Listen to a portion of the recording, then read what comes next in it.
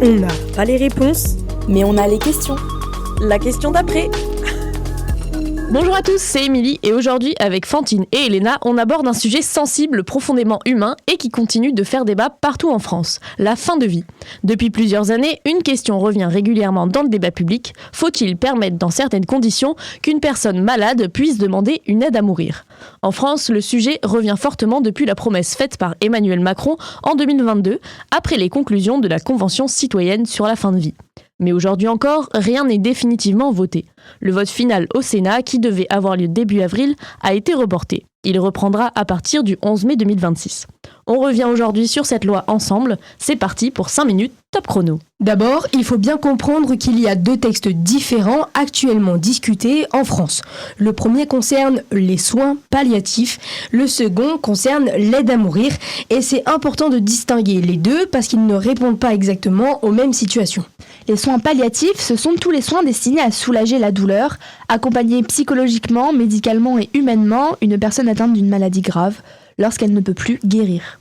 En France, ils existent déjà depuis longtemps, mais leur accès reste très inégal selon les territoires. Aujourd'hui, une vingtaine de départements n'ont toujours pas d'unités spécialisées suffisantes. Et dans certaines régions, il manque encore de nombreux médecins formés à cette prise en charge.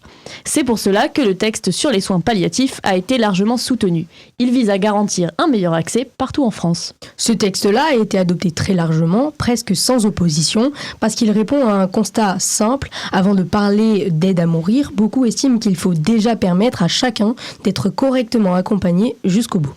L'autre texte, en revanche, provoque beaucoup plus de débats.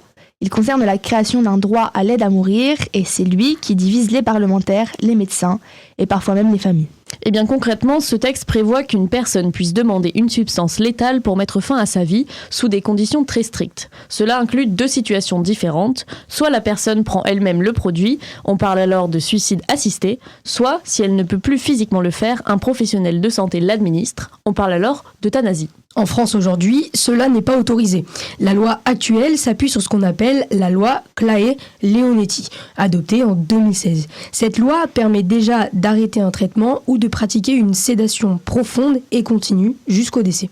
Autrement dit, un patient peut être endormi profondément pour ne plus souffrir, mais sans provoquer directement sa mort. Le décès survient naturellement, lié à l'évolution de la maladie, et c'est précisément cette frontière que le nouveau texte ferait évoluer. Pour accéder à l'aide à mourir, 5 conditions seraient obligatoires. Premièrement, avoir au moins 18 ans. Deuxièmement, être français ou résider durablement en France. Troisième condition, être atteint d'une affection grave et incurable. Par exemple, certains cancers métastatiques, certaines maladies neurologiques évolutives, comme la sclérose latérale amyotrophique, à un stade très avancé. Mais la maladie doit aussi engager le pronostic vital en phase avancée ou terminale, et c'est justement sur cette notion que le débat existe.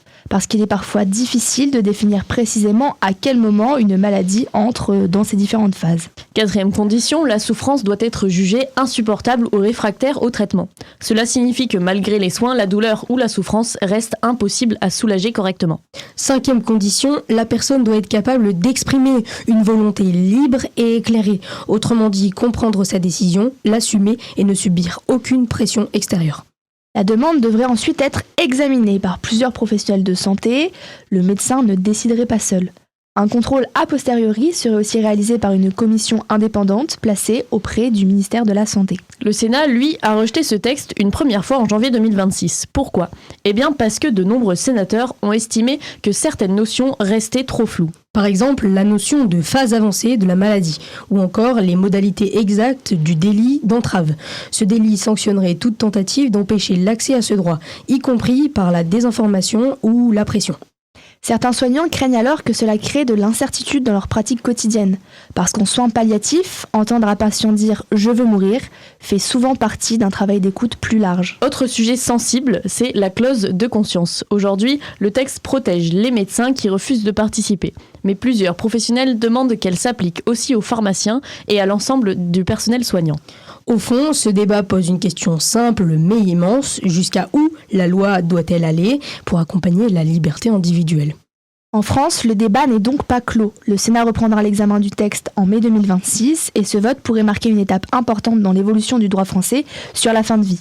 Merci de nous avoir écoutés pour ce nouveau Top Chrono et d'ici là, continuez à vous poser des questions car c'est peut-être ça, la question d'après.